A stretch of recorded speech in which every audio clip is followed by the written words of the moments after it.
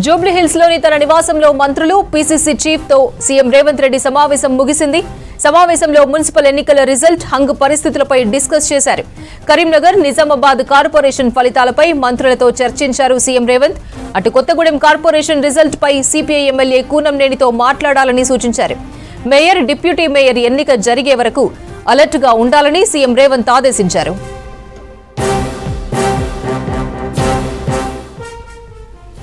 Municipality, corporation ఎన్నికల parliament incharge మంత్రులను అభినందించారు సీఎం రేవంత్. అందరం కలిసికట్టుగా పనిచేయడం వల్లే రాష్ట్రంలో మంచి ఫలితాలు వచ్చాయన్నారు. కాంగ్రెస్ పార్టీ విజయం కోసం శక్తి వంచన లేకుండా కృషి చేసిన కార్యకర్తలకు అభినందనలు తెలిపారు. ఎన్నికలు ఏవైనా ఇదే స్ఫూర్తితో ముందుకు వెళ్లాలని మంత్రులకు సూచించారు. ప్రభుత్వ సంక్షేమ, అభివృద్ధి కార్యక్రమాలను ఎప్పటికప్పుడు ప్రజల్లోకి తీసుకెళ్లాలన్నారు. 2 ఏళ్లలో చేసిన అభివృద్ధి, అమలు చేసిన సంక్షేమ పథకాలు ప్రజాపాలనపై నమ్మకాన్ని కలిగించాయనడానికి మున్సిపల్ ఎన్నికల ఫలితాలే నిదర్శనమన్నారు సీఎం రేవంత్ రెడ్డి.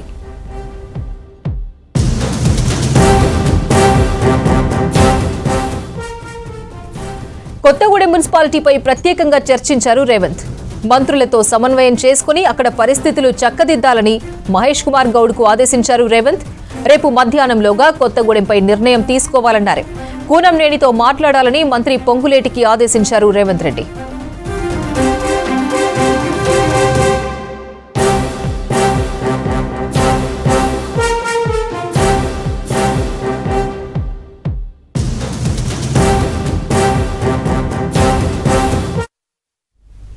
రాష్ట్రంలోని పలు మున్సిపాలిటీల్లో హంగ్ నేపథ్యంలో ప్రధాన పార్టీలు క్యాంపు రాజకీయాలు ముమ్మరం చేశాయి. ఎలాగైనా మున్సిపల్ చైర్మన్ పీఠం కైవసం చేసుకునేలా పావులు కదుపుతున్నాయి. ఇప్పటికే తమ కౌన్సిలర్లను క్యాంపులకు తరలించాయి. ఇండిపెండెంట్ అభ్యర్థుల మద్దతు కూడగట్టేందుకు అన్ని ప్రయత్నాలు చేస్తున్నాయి.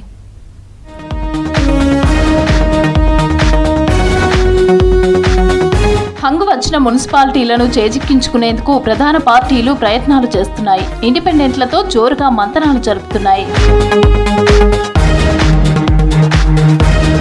వికారాబాద్ మున్సిపాలిటీని కాంగ్రెస్ కైవసం చేసుకుంది. మొత్తం 34 వార్డుల్లో 1వ వార్డులో కాంగ్రెస్, 15వ వార్డులో టీఆర్ఎస్ అభ్యర్థి ఏకగ్రీవమయ్యాయి. 32 వార్డులకు ఎన్నికలు జరగగా 19 వార్డులను గెలుచుకొని వికారాబాద్ మున్సిపల్ పీఠంపై జెండా ఎగరవేసింది కాంగ్రెస్. చైర్మన్ అభ్యర్థిగా పోటీ పడుతున్న స్పీకర్ గడ్డం ప్రసాద్ కుమార్ కూతురు అనన్య 17వ వార్డు నుంచి గెలుపొందారు. కరీంనగర్ మున్సిపల్ కార్పొరేషన్ కీలక పరిణామం చోటు చేసుకుంది. మ్యాజిక్ ఫిగర్ కు అవసరమైన బలాన్ని కమలం పార్టీ సాధించింది. కేంద్ర మంత్రి బండి సంజయ్ సమక్షంలో రెబల్తో పాటు ఇండిపెండెంట్ బీజేపీలో చేరారు. ఇద్దరి చేరికతో కార్పొరేషన్లో బీజేపీ బలం 34కు చేరింది.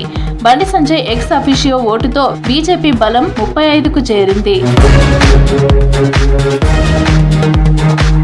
నిజామాబాద్ కార్పొరేషన్ లో కాంగ్రెస్ జెండా ఎగరనుంది. ఎక్స్ అఫిషియో సభ్యుల విషయంలో ఎస్ఈసీ రిలీజ్ చేసిన లిస్టు ప్రకారం కాంగ్రెస్, ఎంఐఎం కలిసి మేయర్, డిప్యూటీ మేయర్లను దక్కించుకోనున్నారు. బీజేపీకి ఎక్స్ అఫిషియోతో కలిపి 30 ఓట్లు వస్తే కాంగ్రెస్ కు 31 ఓట్లు వస్తున్నాయి. దీంతో కాంగ్రెస్ పార్టీ మేయర్ సీటును దక్కించుకోనుంది. ఆదిలాబాద్ మున్సిపాలిటీలో ఇండిపెండెంట్ కీలకంగా మారారు. చైర్మన్ పీఠం దక్కాలంటే స్వతంత్ర అభ్యర్థుల మద్దతు తప్పనిసరిగా మారింది. మొత్తం 49 వార్డుల్లో బీజేపీ 21 స్థానాల్లో, కాంగ్రెస్ 11, బీఆర్ఎస్ 6, ఎంఐఎం 6, స్వతంత్రులు 5 వార్డుల్లో విజయం సాధించారు. విద్యానగర్ కౌన్సిలర్ కలాల శ్రీనివాస్తో డీసీసీ చీఫ్ నరేష్ జాదవ్ మంతనాలు జరిపారు. జగిత్యాల మున్సిపాలిటీలో కీలక పరిణామాలు చోటు చేసుకుంటున్నాయి. కాంగ్రెస్ పార్టీకి భారీగా సీట్లు దక్కినా ఎమ్మెల్యే సంజయ్, సీనియర్ నేత జీవన్ రెడ్డి వేర్వేరుగా తమ కౌన్సిలర్లను క్యాంపులకు తరలించారు. 24 మంది కౌన్సిలర్లతో ఎమ్మెల్యే సంజయ్ తిరుపతి క్యాంపునకు వెళ్లారు. అటు జీవన్ రెడ్డి తన వర్గానికి చెందిన 14 మంది కౌన్సిలర్లతో ప్రత్యేక బస్సులో రహస్య క్యాంపునకు బయలుదేరి వెళ్లారు. జగిత్యాల చైర్పర్సన్ పదవి దక్కించుకోవాలంటే మొత్తం 26 మంది సభ్యుల మద్దతు అవసరం. అయితే ఇరు వర్గాల్లో ఎవరికీ మ్యాజిక్ ఫిగర్ లేకపోవడంతో క్యాంపు రాజకీయాలు కంటిన్యూ అవుతున్నాయి.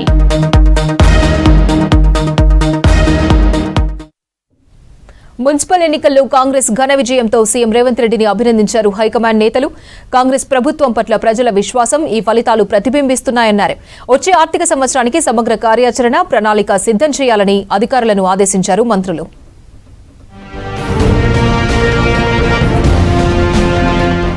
మున్సిపల్ ఎన్నికల్లో ఘన విజయం సాధించడంపై ముఖ్యమంత్రి రేవంత్ రెడ్డిని అభినందించింది కాంగ్రెస్ అధిష్టానం.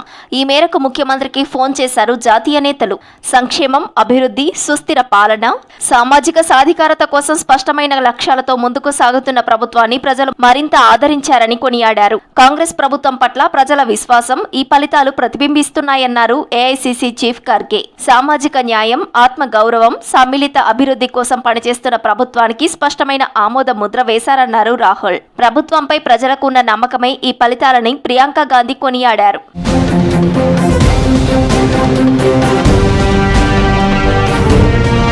వచ్చే ఆర్థిక సంవత్సరానికి సమగ్ర కార్యాచరణ ప్రణాళిక సిద్ధం చేయాలని అధికారులను ఆదేశించారు మంత్రి వివేక్ వెంకటస్వామి. సెక్రటేరియట్లో ఉన్నతాధికారులతో ప్రీ బడ్జెట్ రివ్యూ చేశారు. ఆర్థిక సంవత్సర ప్రణాళిక తయారీలో కార్మికుల సంక్షేమం, నైపుణ్యాభివృద్ధికి ప్రాధాన్యత ఇవ్వాలని సూచించారు. ఏటీసీల ద్వారా యువతకు స్కిల్ డెవలప్మెంట్ పై ట్రైనింగ్ ఇవ్వాలన్నారు. ఐటీఐలో ట్రైనర్లకు ప్రత్యేక శిక్షణ, ఈఎస్ఐసి పరిధిలోని బీమాదారులకు మెరుగైన వైద్య సేవలను అత్యంత ప్రాధాన్యంగా తీసుకోవాలన్నారు. అడ్వాన్స్డ్ టెక్నాలజీ సెంటర్ల పనితీరు, ప్లేస్మెంట్ గణాంకాలపై పూర్తిస్థాయి విశ్లేషణ చేయాలని ఆదేశించారు మంత్రి Vivek.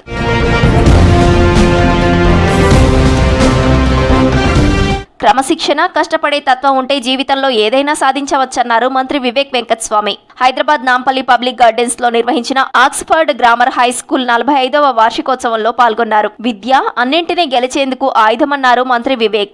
The good culture that has been imbibed in this institution and how students are coming out of these institutions to become leaders in our society. So it takes a lot of effort of both the management, because this is the best part of any child. Schooling, this is where they learn all the basic discipline, the basics of how to become leaders for the future. అహింస Congress party సిద్ధాంతమన్నారు మంత్రి Seethakka. Dogs పై దాడులను ప్రభుత్వం ప్రోత్సహించలేదన్నారు. హైదరాబాద్ లో stay dog adapt ను ప్రారంభించారు మంత్రులు కొండా సురేఖ, సీతక్క. పంచాయతీలలో కుక్కలు మనుషుల మీద దాడులు చేయకుండా చర్యలు తీసుకుంటున్నామన్నారు మంత్రులు. అదేవిధంగా మా సిద్ధాంతమే, మా మూల సిద్ధాంతమే కాంగ్రెస్ పార్టీ అహింస. కాబట్టి ప్రతి ప్రాణికి జీవించే హక్కు ఉంది. ప్రకృతిని ప్రేమిస్తాం మనం అందరం. ఈ ప్రకృతిలో విషపురుగులు కూడా బతుకుతూ ఉన్నాయి. అలాంటిది అత్యంత నమ్మకమైనటువంటి, మనిషికి విశ్వాసం కలిగినటువంటిది డాగ్. ఒక్క మనిషి ఉన్నా కూడా పక్కన అది ఉంటే చాలా భద్రతగా, సెక్యూర్గా ఫీల్ అవుతూ ఉంటారు. నిజంగా చెప్పాలంటే మనకు తోడు ఎవ్వరు అవసరం లేదు. ఒక కుక్క మనతో ఉంటే ఒక మనిషి ఉన్నంత సమానం అది. మనం ఎక్కడ కూర్చుంటే అక్కడ కూర్చుంటుంది, మనం ఎక్కడికి వెళ్తే అక్కడికి వస్తుంది, మనతో పాటే ఉంటుంది. మనుషులను నమ్మే పరిస్థితి ఈ రోజుల్లో లేదు. దానికి బదులు మనం ఇటువంటి పెట్స్ను నమ్ముకుంటే అవి మనకు హెల్ప్ఫుల్గా ఉంటాయి, మన రెస్క్యూ చేస్తాయి, మనకు అండగా ఉంటుంది, మనకు ఆత్మీయంగా ఉంటాయి. బీజేపీ ఎంఐఎంకు రాజకీయ అవగాహన ఒప్పందం లేదని బండి సంజయ్ ప్రమాణం చేసి చెప్పగలరా అని ప్రశ్నించారు ఎమ్మెల్సీ అద్దంకి దయాకర్. దేశవ్యాప్తంగా బీజేపీతో కుమ్మక్కై ఎంఐఎం పోటీ చేస్తుందన్నారు. నిజామాబాద్ లో ఎంఐఎం కాంగ్రెస్ కు మద్దతు ఇవ్వడం ఆ పార్టీ ఇష్టమన్నారు అద్దంకి దయాకర్. గులాబీని తీస్తే కమలం వాసన వస్తుంది, కమలం తీస్తే గులాబీ వాసన వస్తున్నది. ఈ రెండు ఇటు మధ్యన మళ్ళీ ఎంఐఎం ఒకటి, అక్కడక్కడ అప్పుడప్పుడు అలా పాత స్నేహాలన్నీ కూడా అట్ట కొనసాగుతున్న పరిస్థితి. ఎవరికి చెప్తావు బండి సంజయ్ నువ్వు? ఈ కహానీలన్నీ ఎవరికి చెప్తావు? అక్కడ మనోడు గంగుల కమలాకరుడు కొంచెం మోర్ ఎఫెక్టివ్ పర్సనాలిటీ. ఎందుకంటే కరీంనగర్ జిల్లా ఇన్ఛార్జ్ గుంటున్నావు. నిజంగా గుండె మీద చేసుకుంటే గిట్ల గెలుపు కూడా ఒక గెలుపుడు. గిన్ని నాయకుడు అంటారా నాయన? నాకు అర్థం కాదు. మున్సిపల్ ఎన్నికల్లో కాంగ్రెస్ పార్టీ హవా కొనసాగటంతో నేతలు, కార్యకర్తలు సంబరాలు జరుపుకుంటున్నారు. 2 ఏళ్ల ప్రగతికి జనం పట్టం కట్టారన్నారు. ప్రజల అండదండలతో అభివృద్ధి పనులు చేపడతామన్నారు కాంగ్రెస్ నేతలు. రాష్ట్రంలో నమ్మకమైన ప్రత్యామ్నాయ శక్తిగా బీజేపీ ఎదుగుతుందన్నారు కేంద్ర మంత్రులు కిషన్ రెడ్డి, బండి సంజయ్. కాంగ్రెస్, బీఆర్ఎస్, ఎంఐఎం కుమ్మక్కైనా ప్రజలు తమకే మద్దతిచ్చారన్నారు. బీఆర్ఎస్ బలాన్ని, పట్టును కోల్పోయి చతికిలబడిందన్నారు. హామీలు అమలు చేయని కాంగ్రెస్ కు ప్రజలు గుణపాఠం చెప్పారన్నారు. నిజామాబాద్ లో సాంకేతికంగా సీట్లు తగ్గినా గెలిచింది బీజేపీని అన్నారు ఎంపీ అరవింద్. కాంగ్రెస్ పార్టీ కృత్రిమ విజయాన్ని సాధించిందని తెలిపారు బీజేఎల్పీ నేత ఏలేటి మహేశ్వర్. ఇకపై ఏ ఎన్నిక జరిగినా బీజేపీ గెలుస్తుందని చెప్పారు.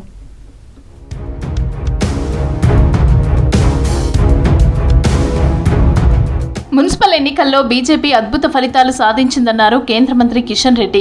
సీఎం రేవంత్ అధికార దుర్వినియోగం చేస్తూ 100 కోట్లు ఖర్చు చేసినా ప్రజలు తమకు మద్దతు ఇచ్చారన్నారు. కరీంనగర్ కార్పొరేషన్ను స్వాధీనం చేసుకున్నామని, నిజామాబాద్ కార్పొరేషన్తో పాటు 7 మున్సిపాలిటీల్లో బీజేపీ అతిపెద్ద పార్టీగా నిలిచిందని చెప్పారు. పట్టణ ప్రాంతాల్లో పార్టీ ప్రాబల్యాన్ని విస్తరించుకున్నామని తెలిపారు. బీఆర్ఎస్ బలాన్ని పట్టును కోల్పోయి చతికిల పడితే ఇచ్చిన హామీలు అమలు చేయని కాంగ్రెస్ కు ప్రజలు గుణపాఠం చెప్పారన్నారు. రాష్ట్రంలో బీజేపీ నమ్మకమైన ప్రత్యామ్నాయ శక్తిగా ఎదుగుతుందని ఎక్స్లో పోస్ట్ పెట్టారు కిషన్ రెడ్డి.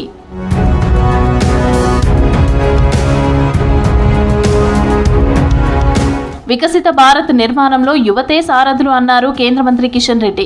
ఆత్మనిర్భరత, మౌలిక వసతుల అభివృద్ధి, సాంకేతికత, సుస్థిరత, సుపరిపాలన వంటి పిల్లర్లపైన వికసిత భారత నిర్మాణం ఆధారపడుతుందన్నారు. హైదరాబాద్లో smart genius global level competition కార్యక్రమంలో పాల్గొన్నారు కిషన్ రెడ్డి. నిరంతరం నేర్చుకోవాలి, ప్రశ్నించే తత్వం అలవర్చుకోవాలని యూత్కి సూచించారు. Empowering young girls to dream bigger in science and technology. I am proud to share nearly 43% of STEM enrollment in India are girls, which are higher than global average. My young friends and ecosystem is being built for you. The opportunities are expanding for you. Karimnagar కార్పొరేషన్లో ఘన విజయం సాధించామన్నారు కేంద్ర మంత్రి బండి సంజయ్. కరీంనగర్లో Congress, BRS, MIM కుమ్మక్కయ్యాయన్నారు. బీజేపీకి mayor పీఠం దక్కకుండా 3 పార్టీలు కుట్రలు చేశాయన్నారు.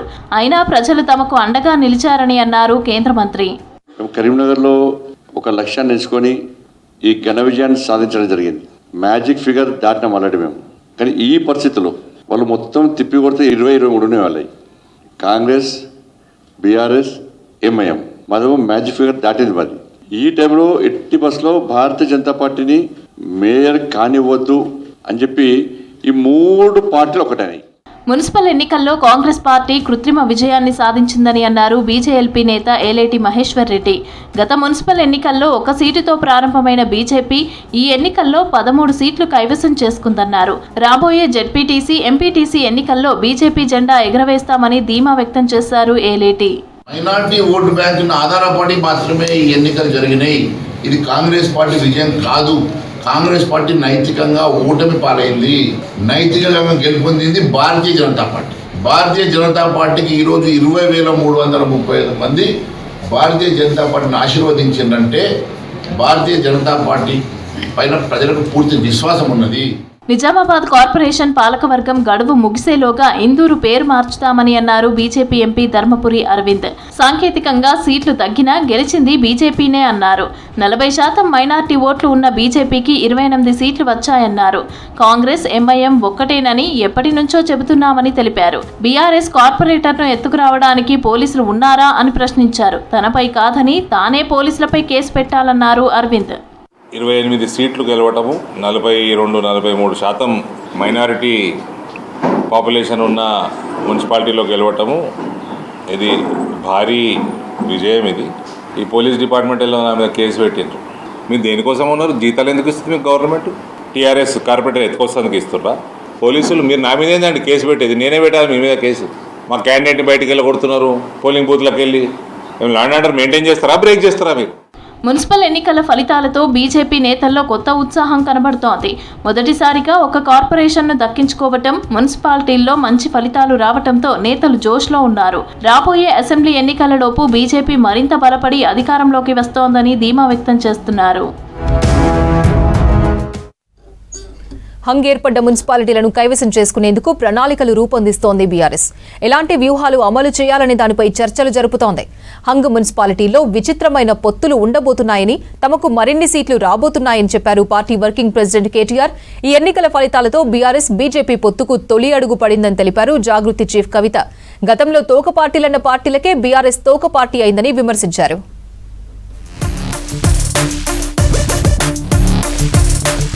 మున్సిపల్ ఎన్నికలపై ఫోకస్ చేసింది బీఆర్ఎస్. హంగ్ ఏర్పడ్డ మున్సిపాలిటీల్లో ఎలా వ్యవహరించాలి, ఎలాంటి వ్యూహాలు అమలు చేయాలనే దానిపై దృష్టి సారించింది. దీనిపై నందినగర్ నివాసంలో సమావేశమై చర్చించారు మాజీ మంత్రులు కేటీఆర్, హరీష్ రావు. పలువురు బీఆర్ఎస్ కీలక నేతలు మీటింగ్కు హాజరయ్యారు. ఎక్స్ అఫీషియో ఓట్ల నమోదు, హంగ్ మున్సిపాలిటీల్లో చైర్మన్ పీఠాన్ని చేజిక్కించుకునే అంశంపై చర్చించారు. అంతకుముందు కేటీఆర్ సమక్షంలో చేరికలు జరిగాయి. బెల్లంపల్లి మున్సిపాలిటీకి చెందిన పలువురు కౌన్సిలర్లు అధికారికంగా సభ్యత్వం తీసుకొని బీఆర్ఎస్లో జాయిన్ అయ్యారు. వారికి కండువాలు కప్పి పార్టీలోకి ఆహ్వానించారు కేటీఆర్. కాంగ్రెస్ పార్టీకి వాళ్ళు ఆశించిన మేర మున్సిపాలిటీలు రాలేదన్నారు మాజీ మంత్రి కేటీఆర్. కరీంనగర్, నిజామాబాద్ లో తప్ప బీజేపీ ప్రభావం ఎక్కడా లేదన్నారు. ఈ ఫలితాల ప్రభావం అసెంబ్లీ ఎన్నికలపై ఉండదన్నారు. తాము 30 మున్సిపాలిటీలు గెలుస్తామనుకున్నామని, కానీ 17 గెలిచామని చెప్పారు. హంగు వచ్చిన మున్సిపాలిటీల్లో విచిత్రమైన పొత్తులు ఉండబోతున్నాయని తెలిపారు. మీడియాతో చిట్చాట్ చేశారు కేటీఆర్. ఎక్స్ అఫీషియో ఓట్లపై సీఎస్ రామకృష్ణారావు ఎన్నికల కమిషనర్తో కూడా మాట్లాడినట్టు చెప్పారు. ఫార్ములా ఈ రేస్ కేసులో ఏమీ లేదని ఏసీబీ అధికారులే చెబుతున్నారన్నారు కేటీఆర్. ఈ రేస్తో పాటు ఫోన్ ట్యాపింగ్ కేసులో తనను విచారించారని, ఇప్పటికీ 5 సార్లు ప్రశ్నించారన్నారు. మరోసారి ఈ రేస్ కేసులో తనను విచారణ చేయాలని అనుకున్నట్టు తెలిసిందని, కానీ ఏమీ లేని కేసులో మళ్లీ నోటీసులు ఇస్తే పరువు పోతుందని అధికారులు సీఎంకు చెప్పినట్టు తమకు సమాచారం ఉందన్నారు. మళ్లీ విచారణకు పిలిచినా తాను సిద్ధమేనని, ప్రభుత్వం అరెస్టు చేయాలనుకున్నా సరే భయపడనని చెప్పారు కేటీఆర్. మున్సిపల్ ఎన్నికల ఫలితాలతో బీఆర్ఎస్ బీజేపీ పొత్తుకు తొలి అడుగు పడిందన్నారు జాగృతి చీఫ్ మాజీ ఎమ్మెల్సీ కవిత.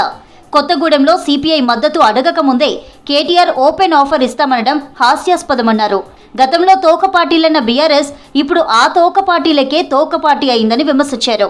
ఇప్పటికైనా ఉద్యమకారులను బీఆర్ఎస్ పట్టించుకోవాలన్నారు కవిత. నార్త్ మొత్తంలో కూడా బీజేపీ బీఆర్ఎస్ అన్నట్టుగా కనబడుతూ వచ్చింది. సౌత్ మొత్తం కాంగ్రెస్ ఎక్కువ కనబడ్డది. నేను ఇదివరకు కూడా చెప్తూ వచ్చిన నా పొలిటికల్ అబ్జర్వేషన్ ప్రకారం బీజేపీ బీఆర్ఎస్ పొత్తుకు ఇది తొలి మెట్టుగా నేను భావిస్తూ ఉన్నా. ఉద్యమకారులను పట్టించుకోలేదు. వాళ్ళ పక్షాన్ని నేను మాట్లాడితే ఎటువడతట్టు నా మీద మాట్లాడుతూ ఉన్నారు. మీరు పట్టించుకోకపోగా కాంగ్రెస్ ఇస్తానన్న వాగ్దానాలు నెరవేర్చడం కోసం నేను మాట్లాడితే ఉల్టా నా మీద మాట్లాడితే ఏమవుతుందంటే గిట్లనే అవుతుంది రిజల్ట్. మనం ఇదివరకు సిపిఐ సిపిఎం పార్టీని తోక పార్టీ అనేది బీఆర్ఎస్ వాళ్ళు. అంటే ఇప్పుడు ఆ తోక పార్టీకి తోకగా మారిపోయింది బీఆర్ఎస్ పార్టీ. వాళ్ళు అడగనే లేదు, వీళ్ళే ఓపెన్ ఆఫర్ ఇచ్చి మేమే ఇస్తాం పొత్తు అని చెప్తారు. మున్సిపల్ ఎన్నికల ఫలితాలతో సందిగ్ధంలో ఉన్నారు బీఆర్ఎస్ నేతలు. కొన్ని చోట్ల గెలిచినా చాలా చోట్ల ఎందుకు ఓడిపోయారనే కారణాలపై ఆరా తీస్తున్నారు. బీఆర్ఎస్ ఓటమికి బీజేపీ, కాంగ్రెస్ కలిసి పనిచేశాయని ఆరోపిస్తున్నారు. 12 ఏళ్లలో భారత్ గతంలో ఎన్నడూ లేని అభివృద్ధిని చూసిందన్నారు ప్రధాని మోదీ. గత కాంగ్రెస్ పాలనలో దేశ అభివృద్ధిని పట్టించుకోలేదన్నారు. నార్త్ ఈస్ట్ను పక్కన పెట్టిందన్నారు. కేంద్రాన్ని విమర్శించడం తప్ప కాంగ్రెస్కు ఏమీ తెలియదన్నారు. రాహుల్ గాంధీ ప్రజలకు అసత్యాలను ప్రచారం చేస్తున్నారని మండిపడ్డారు అమిత్ షా. అమెరికా భారత్ ట్రేడ్తో రైతులకు ఎంతో లాభమన్నారు. కాంగ్రెస్ కు అవినీతి తప్ప మరేం తెలియదని ఘాటు విమర్శలు చేశారు ప్రధాని మోదీ. అసోంలో పర్యటించిన మోదీ పలు అభివృద్ధి పనులకు శంకుస్థాపన చేశారు. 7 ఏళ్ల క్రితం ఇదే రోజు పుల్వామా ఘటన జరిగిందని, ఉగ్రవాదాన్ని సహించేది లేదన్నారు. ఆపరేషన్ సింధూర్తో మన సత్తా ఏమిటో ప్రపంచానికి చూపించామన్నారు మోదీ. आतंकियों को सजा दी वो पूरी दुनिया ने देखा है और कुछ लोग तो आज भी कांप रहे हैं. अभी आपने भारत की ये शक्ति ऑपरेशन सिंदूर में भी देखी है. जब भी सेना के लिए हथियार खरीदे गए उसका मतलब होता था हजारों करोड़ का घोटाला. साथियों, आज देश अपनी सेनाओं को मजबूत कर रहा है. గత 11 ఏళ్లలో అస్సాం అభివృద్ధి కోసం కేంద్రం 5.5 లక్షల కోట్లకు పైగానే ఇచ్చిందన్నారు ప్రధాని మోదీ. గత కాంగ్రెస్ ప్రభుత్వం అస్సాంను ఏనాడు పట్టించుకోలేదన్నారు. ఈ ఏడాది బడ్జెట్ నార్త్ ఈస్ట్ స్టేట్స్ కనెక్టివిటీని మరింత బలోపేతం చేయడంపై ఫోకస్ పెట్టిందన్నారు. नॉर्थ ईस्ट हमारे लिए अष्टलक्ष्मी है. इस वर्ष का बजट अष्टलक्ष्मी के लिए बीजेपी एनडीए के विजन को और मजबूती देने वाला है. अब भाजपा सरकार में असम को कांग्रेस सरकार के मुकाबले 5 गुना ज्यादा रुपये मिल रहे हैं. ఉదయం అస్సాంలోని బ్రహ్మపుత్ర నదిపై నిర్మించిన కుమార భాస్కర్ వర్మ సేతు బ్రిడ్జిని ప్రారంభించారు ప్రధాని. బ్రిడ్జిని ఓపెనింగ్ చేసిన తర్వాత దానిపై నడిచారు. అంతకుముందు గౌహతిలో రోడ్ షో చేశారు ప్రధాని. డిబ్రూగఢ్లోని మొరాన్ బైపాస్ ప్రాంతంలోని ఎమర్జెన్సీ ల్యాండింగ్ ఫెసిలిటీలో విమానం నుంచి కిందకు దిగారు మోదీ. ఈ ప్రక్రియతో రోడ్డుపైనే ప్రధాని మోదీ విమానం ల్యాండ్ అయింది. This is where Rafale excels, short landing distance and high authority. Rahul Gandhi దేశంలోని రైతులను, మత్స్యకారులను తప్పుదారి పట్టిస్తున్నారని విమర్శించారు కేంద్ర హోంమంత్రి అమిత్ షా. అసత్య ప్రచారాలు చేస్తూ ప్రజలను గందరగోళానికి గురిచేస్తున్నారని మండిపడ్డారు. రాహుల్ గాంధీ ఒకసారి వాణిజ్య ఒప్పందం, FTA వివరాలను పరిశీలించాలని సూచించారు. పుదుచ్చేరిలోని కారైకల్లో పర్యటించారు అమిత్ షా. పలు అభివృద్ధి కార్యక్రమాలకు శంకుస్థాపన చేశారు. 5 साल तक कांग्रेस सरकार ने यहाँ पर भ्रष्टाचार और एक प्रकार से अव्यवस्था का माहौल बनाया था। 5 साल में हमने भ्रष्टाचार समाप्त करा, अव्यवस्था को व्यवस्था में बदला है और समय है अब अगले 5 साल पुदुचेरी को विकसित पुदुचेरी बनाने का टाइम आ गया है. కేంద్ర కేబినెట్ కీలక నిర్ణయం తీసుకుంది. ప్రధాని కార్యాలయం పేరును సేవా తీర్థిగా పేరు మారుస్తూ కేబినెట్ నిర్ణయం తీసుకుంది. 1.60 లక్షల కోట్ల ప్రాజెక్టులకు ఆమోదం తెలిపింది. 3175 కోట్ల నిధులు విడుదల చేసింది కేంద్రం. ఢిల్లీ, అంబాలా మధ్య 2 కొత్త రైల్వే లైన్ల నిర్మాణంతో పాటు 3 కొత్త ప్రాజెక్టులకు కేబినెట్ ఆమోదం తెలిపిందన్నారు కేంద్ర మంత్రి అశ్విని వైష్ణవ్. గడేబెల్లూరు, మహబూబ్ నగర్ 4 లైన్ల హైవేకు గ్రీన్ సిగ్నల్ ఇచ్చామన్నారు. गडेबल्लूर से महबूब नगर में 4 लेनिंग का प्रोजेक्ट है. ये 3,175 करोड़ रुपीस. आप देखेंगे ये गोवा से लेके टुवर्ड्स हैदराबाद अगर जाएं, बेलगाम, ये एक सेक्शन है जो कि 4 लेनिंग के लिए इसकी जरूरत थी. तो इस पूरे सेक्शन के लिए प्रॉपर एक प्रोजेक्ट सैंक्शन हुआ है. బంగ్లాదేశ్లో కొత్త ప్రధాని ప్రమాణ స్వీకారానికి ప్రధాని మోదీని ఆహ్వానించనున్నట్లు తెలుస్తోంది. పార్లమెంటు ఎన్నికలో విజయం సాధించింది Bangladesh Nationalist Party. BNP chairman Tarique Rahman Bangladesh కొత్త ప్రధానమంత్రిగా బాధ్యతలు చేపట్టనున్నారు. మోదీని ఇన్వైట్ చేస్తే భారత్ బంగ్లా సంబంధాల్లో ఇదొక కీలకమైన పరిణామంగా మారనుంది.